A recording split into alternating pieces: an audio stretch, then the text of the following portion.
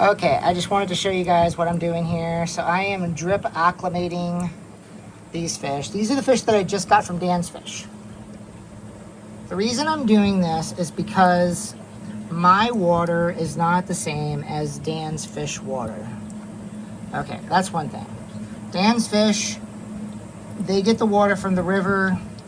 They run it through systems to make sure there's no heavy metals or anything. Their water's great. Their water's awesome. It's not the same as my water. I use a reverse osmosis system, and then I remineralize my water. So I take reverse osmosis water and I add minerals to it to bring my water up to a pH of 8.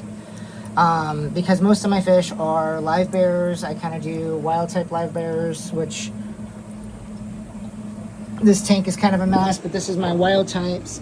And I do have some green sailfin molly right there. I got some domestics that got mixed in because we moved and this tank just needs a lot of work.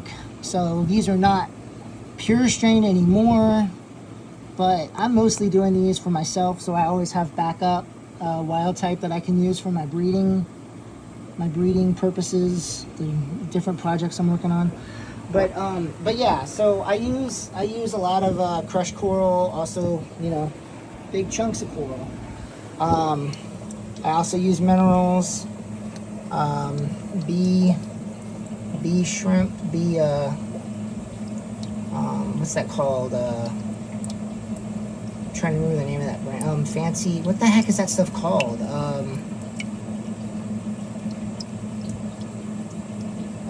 Salty shrimp. Okay, so the brand Salty Shrimp, they have really good minerals. They have some for neurocaridina and also caridina, and I think it's caridina. I think it's the caridina. Anyways, the cherry shrimp ones. That's the one we want to use for our live bearers and stuff because it's the same pH. Anyways, you look at it, you can figure all that out. But this is what this is all about. The drip acclimation, you want to do it for 45 minutes to an hour or so. You don't want to go too long, but here's the thing. You see that right there? The water's moving. The dripping is like actually moving the water around. So that's one kind of thing that's important. So it's not just like stagnant water. If I just had it sitting in there, I don't really know. I don't know if that's terrible. It probably is.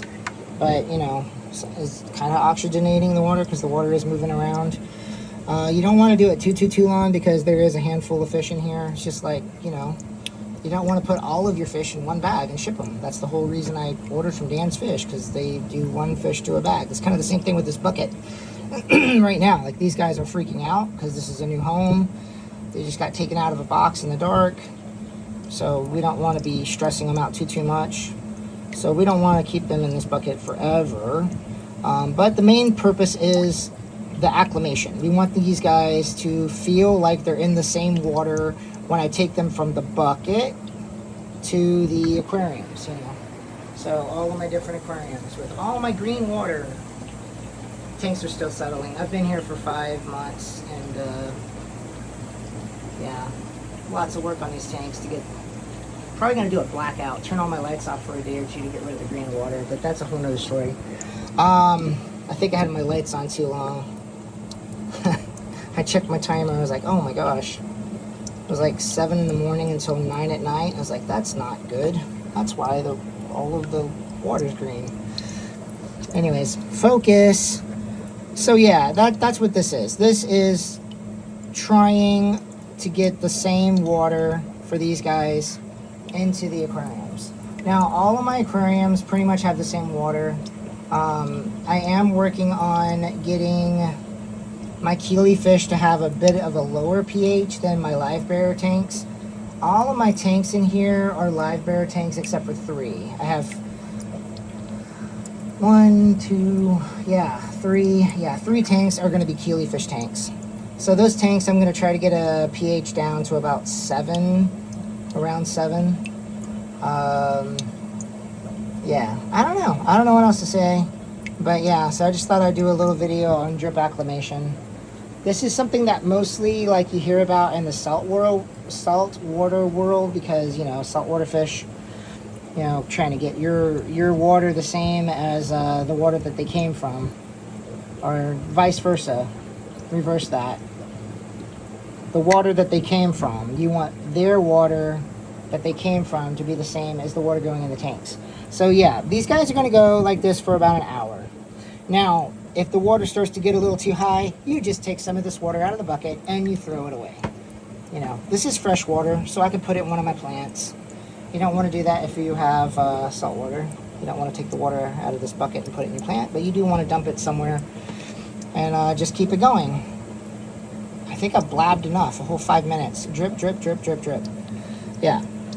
So that's it. But I'm pretty excited about these fish. I think it's going to be great.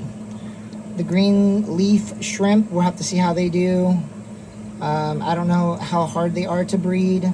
The tank they're going in does not have a traditional filter, just has a sponge filter. So I think it'll be good, because from what I've heard,